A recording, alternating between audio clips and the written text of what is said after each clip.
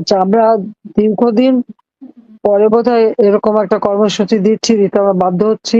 কারণ আজকে বাংলাদেশের যে দুরবস্থা, চরমভাবে মানবাধিকার লঙ্ঘন করে যাচ্ছে। তার উপর রাষ্ট্র চালাতে সম্পূর্ণভাবে ব্যর্থ। এমনকি প্রত্যেকটা জিনিসের দাম বেড়ে গেছে। আমরা এই জুন মাসের ৩০ তারিখে ৭,৯৭,০০০ টাকার বাজেট দিয়ে আসলাম। অথচ ৪-৫ মাসও গেল না। টাকা নাই, পয়সা নাই। এমনকি আমাদের সোশ্যাল সেফটি নেটের যত কাজ, বয়স্ক ভাতা, বিধবা ভাতা, প্রতিবন্ধী ভাতা সব বন্ধ করে দিয়েছে। একদিকে জনগণের উপরে ট্যাক্স বসাচ্ছে, অপরদিকে আমাদের সেই সুদখোর ক্ষমতা দখল করে ইউনূস সাহেব সবার উপরে ট্যাক্স বসাচ্ছেন। আবার সবাইকে বলে ট্যাক্স দিতে।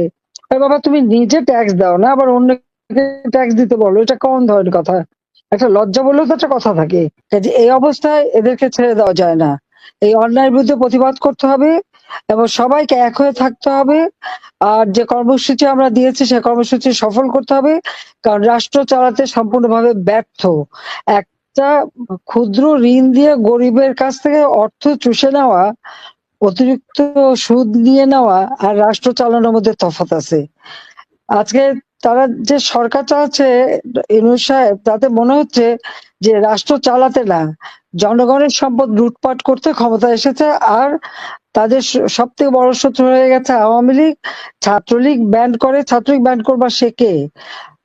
অসাংবিধানিক ভাবে অস্ত্র অর্থ দিয়ে চক্রান্ত করে দখল করেছে। এখানে অন্য কিছু না, সে দীর্ঘদিন ধরে ক্ষমতার লিপ্সা।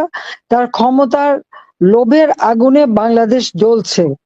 এই ক্ষমতার লোভের আগুনে আজকে বাংলাদেশ জ্বালিয়ে পুড়িয়ে ছারখার করে দিচ্ছে। সাধারণ মানুষ, খেটে খাওয়া মানুষ, দিনমজুর, তাদের কোনো আয় রোজগারের ব্যবস্থা নেই। এক বেলা খাবার পায় না একটা দিনমজুর যা কামাই করে। আওয়ামী লীগ আমলে তো এই অবস্থা ছিল না। আওয়ামী লীগ আমলে একজন দিনমজুর যে টাকা কামাই করতো তাতে তার সংসারের খরচ চালিয়েও তার হাতে টাকা থাকতো। এখন আর সেই দিন নাই। মনে করছে আওয়ামী লীগ একেবারে হত্যা করে শেষ করে দেবে। আওয়ামী লীগ কোনো পরগাছা না। আওয়ামী লীগ কোনো অবৈধভাবে ক্ষমতা দখলকারীর পকেট থেকে বের হয়নি। আওয়ামী লীগ এদেশের মাটি মানুষের সংগঠন এবং মাটি মানুষের কথা বলেই আওয়ামী লীগ গড়ে উঠেছে। আওয়ামী লীগ গড়ে উঠেছে বাংলাদেশের সাধারণ মানুষের অধিকার প্রতিষ্ঠার জন্য এবং সেটা আমরা প্রমাণ করেছি। ২০০৮ সালের নির্বাচনে ২৩৩টা সিট পেয়েছিল আওয়ামী লীগ। তারপর থেকে আওয়ামী লীগের বিরুদ্ধে চক্রান্ত শুরু। আজকে বাংলাদেশ কোথায় গেছে?